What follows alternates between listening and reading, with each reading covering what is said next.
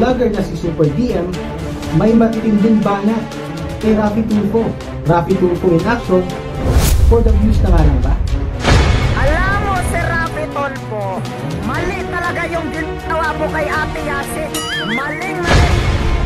Tama ba na pag-usapan sa harap ng kamera at isang publiko lahat ng issue katulad ng ginagawa ng Raffy Tulfo in action?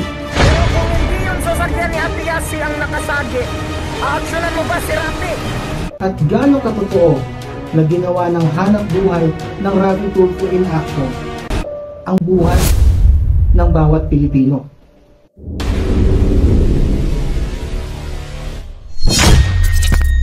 Yo, what's up, magandang araw sa ating lahat and welcome po sa isa naman pong kwentuhan at talakayan. Once again, this is your Kasabat. And for today's topic, ang pag-uusapan po natin ay yung tungkol dito sa video nitong si Super DM na kung saan ay binabatikos niya itong si Idol Raffy Tulfo, no? Regarding nga ito tungkol dun sa nangyaring banggaan, ano? Kung saan sangkot dito si Yasi Pressman.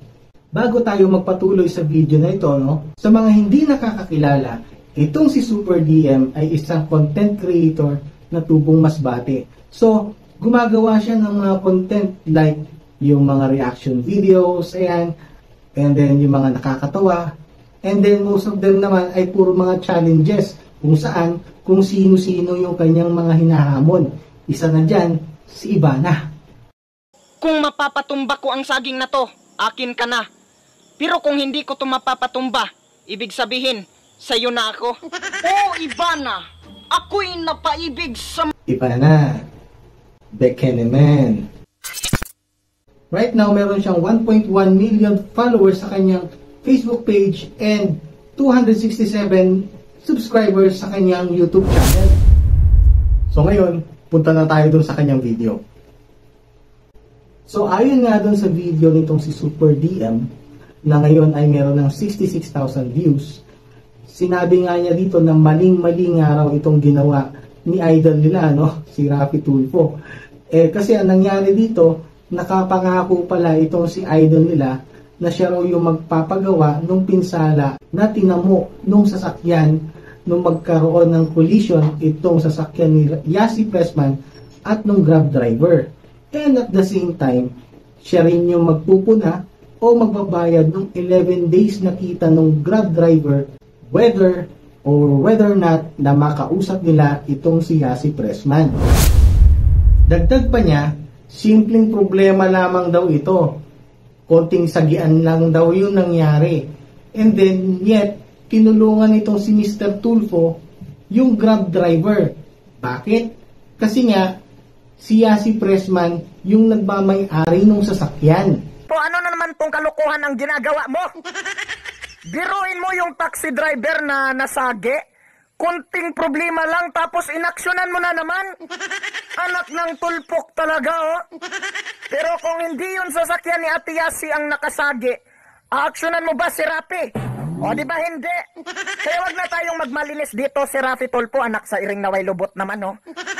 Pero yung iba na mas malaki pang problema kaysa dito, sayang lang yung pagod nila sa kakapila, bibigyan mo lang ng referral. Pero hindi mo tutulungan na hanapin yung suspect. Kaya hindi mo ipapalabas kasi nakakasawa na yung issue. Hindi magbabiral ang kanilang video. Diba? So yun naman pala, kaya tinulungan kasi yung nagmamay-ari ng sasakyan na nakabangga dun sa Grab driver, sikat. And at the same time, magbabiral. Isa na namang win-win situation para sa Raffy Tulfo in action. And that's the game! So ngayon dumako tayo dun sa programa na pinag-uusapan, yung Raffy Tulfo in action. Na kung saan yung video na pinalabas 5 days ago, ngayon ay may 5 million views na. Somebody stop him! Ayon sa salaysay nitong Grab driver, ito ay nangyari katanghalian ng November 21. Na kung saan habang binabaybay niya yung isang kalsada dito sa BGC ay bigla na lang siyang binangga nitong sasakyan na pagmamay-ari ni Yasi Pressman. So para dun sa mga hindi nakakakilala, itong si Yasi Isabel Yasto Pressman ay isang Filipino model, actress, television personality, singer and dancer at siya ay pinanganak sa British Hong Kong. At kamakailan lang ay nabigyan siya ng break nang gampanan niya ang karakter bilang Aliana Arevalo sa hit series na FPJ's Ang Probinsyano. Ano, more info pa ba? Bilang isang aktres, gumanap din siya sa ilang mga pelikula tulad ng Umasa, Mr. Cold, Para sa Broken Hearted, at Girlfriend for Hire. So let's go on with the topic. Fast forward po tayo. So ayun nga po, nagkasundo na itong magkabilang panig. So inako na nga nung driver nitong si Yasi Pressman na sila daw yung magpapagawa nung nangyaring damage dun sa sasakyan ng Grab driver. Ngayon, nung mga sumunod na araw, ay tinatawagan itong si Grab driver, yung driver nitong si Yasi, pero konti na lang yung nagiging sagot, limitado na. And then, dumating yung panahon na halos hindi na sinasagot ng driver yung tawag nitong si Grab driver. After 11 days, ayun nga, no, dumulog na siya dito sa programa nitong si Idol Raffy Tulfo nila, no? And then, eto yung mga sumunod na pangyayari. Sir, ganito pong gagawin ko.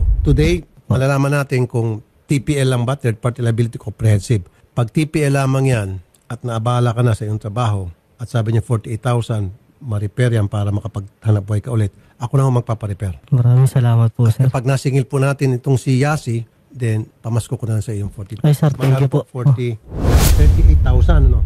49. Opo. Sabihin natin 50. Opo, sir. Sige po. Maraming salamat po. 50,000. Hanggang Monday po, alamin mo natin lahat. Baka meron po comprehensive. Kung may comprehensive, then habulin po natin insurance company ng kotse ninyo. Opo. Okay? Now, kapag hindi, pag third party liability lang yung insurance sa akin mo, ako na po ang magbabayad. Pag nagbayad si Yasi, then sa'yo yung 50,000. Maraming salamat po, sir. Okay? Opo. Maraming salamat po. Masasayang punta mo rito. Opo. Ano't ano pa man, may mangyayari po dito sa sasakyan mo na Opo. ayos natin. Yun naman pala eh. Sasagutin naman pala ng idol nila yung pagpapagawa dun sa nasirang sasakyan ng Grab driver. And then may bonus pa. Yung 11 days na dapat kinita nitong Grab driver ay ibibigay rin nitong si idol nila. Pero nakakapagtaka lang talaga, si Super DM galit na galit dito sa issue na to. Bakit kaya? So, tuloy natin yung kwento. So, after nga makapag-usap nitong tatlo, itong si Grab driver, si idol nila, at itong si Yasi, napagkasunduan nga rin na itong si Yasi na daw yung sasagot doon sa kabuuang halaga ng babayaran doon sa pagpapagawa ng sasakyan. And, nag-offer din itong si Yasi na bayaran yung mga araw na dapat nakinita ng Grab driver, which is yung 11 days na hindi siya nakapamasada. So, sir, maagang pamasko. Di ba na Magkano po ba? Wala pong problema. Pati Opo. na rin po sa mga araw na hindi po kayo nakapagtrabaho, bibigay ko na rin po. Wow. Para Thank po you po. hindi po maano yung pamilya niyo. Alam ko naman po gano'ng kahirap Ayun. yung Pasensya na po kayo, ma'am. And then, after makapag-usap, itong si idol nila, ito yung ginawa. 100,000 today. Opo, sir. I-hold ko na muna yung bibigay ko sa'yo kasi dinoble pa niya. Ako hanggang ano lang, 72 lang sa akin. Siya 100. Highest bidder, mas mataas yung bid niya. Ay, di na tayo sa highest bidder. Pero kung hindi niya tinupad, today pag hindi niya tinupad, papasok ulit ako. Opo. For the meantime, atas muna ako. Fair enough? Opo, sir. Di ba? Kasi ginawa niyang 100. Merry Christmas. Now, ano ba yung mga bagay na dapat natin tignan at matutunan patungkol sa issue na ito? Number 1, huwag nating gagamitin yung sitwasyon ng isang tao at yung kahinaan ng isang tao. Dito sa video na to, nakita natin kung paano na-exploit or ginamit ng programang RTIA yung kahinaan ng Grab driver. So dito, itong kahinaan ng Grab driver ay yung problema niya, na which is, ang nakita lang niyang solusyon ay itong programa. Pero ang hindi niya alam, itong programa ay mas malaki yung nakuha dahil lang dun sa paglapit nitong si Grab driver. At yung sitwasyon na kinalalagyan ni Yasi Pressman ang ginamit ng RTIA para sa pansarili ng interes. Bakit? Kung ordinaryong tao ba yan, papansinin yan? Siyempre hindi. Pero dahil si Yasi Pressman ang nagmamay-ari ng sasakyan, kaya nga pinatulan ng RTIA yung issue na to, kahit na sinasabi ni Super DM na ito ay simpleng banggaan lamang. So yung witness nung nagrereklamo at yung sitwasyon nitong inirereklamo, which is si Yasi Pressman, ang ginamit nitong RTIA para sa isang win-win video na naman nila. Bakit? Paano nga naman? Kung tatanggi itong si Yasi, siguradong mapapahiya yan. Dudumugin yan ng mga followers nitong si idol nila. So anong gagawin ni Yasi? Siyempre, amin na lang siya, di ba? Although siya naman talaga yung may kasalanan. Pero kung hindi kaya si Ate Yasi niya yung nakabangga, tutulungan kaya? We should be thankful kung anong klaseng technology yung meron tayo ngayon. And through the use of that technology, nagkaroon tayo ng ating mga sarili-sariling social media accounts. At dahil sa mga social media accounts na to, nagagawa nating makita yung mga events, pangyayari dun sa iba't ibang panig ng mundo. Dahil din sa mga social media accounts na to, nagagawa nating iparating yung ating mga mensahe sa ating mga loved ones. And at the same time, dahil din sa social media accounts na ito, nagagawa nilang ipakita rin sa atin kung ano yung mga nangyayari sa mga buhay-buhay nila dahil sa kanilang mga social media accounts. Now, using the social media as a tool for helping others ay isang admirable thing na pwede natin ipagmalaki.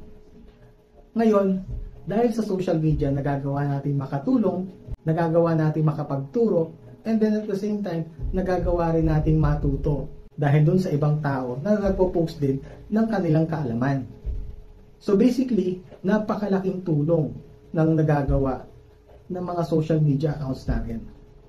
Pero alam niyo ba na dahil sa mga social media accounts din na yan, na ginagamit ng mga ibang tao na mapagsamantala, ay nagagawa nilang sirain yung reputasyon ng ibang tao. Ito yung mga tao na kaya nilang i-showcase yung kahirapan at kahinaan ng ibang tao para pagkakitaan. Lagi natin tatandaan na hindi lahat ng nakikita natin sa social media ay totoo. Dapat lagi tayong maging mapanuri. Sa totoo lang, walang manloloko kung walang taong nagpapaloko.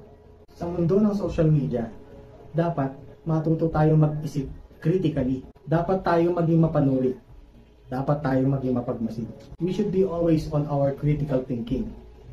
Tandaan natin, hindi lang birth certificate ang napipeke, hindi lang marriage certificate ang napipeke, hindi lang baptismal yung pinipeke, hindi lang yung mga pangako ang pinipeke. Ultimo mga tao ngayon, marami ng peke. So dapat, lagi tayong maging mapag-analisa. Analyze natin lahat ng sinasabi ng mga idol natin, yung mga hinahangaan natin na social media personalities. Tignan ba natin kung sila ba ay merong naiaambag o merong naituturo sa ating maganda, o baka naman inaakay na tayo kung saan lang. Dapat hindi tayo maging panatiko na bawat sabihin ng idol natin, yes idol, opo idol. Hindi dapat ganon. Dapat ilagay natin lahat ng bagay sa lugar. Umaastong kagalang-galang pero binabastos ang magulang. Yung nagmamalinis kadalasan, basura niya pa ang lumulutang.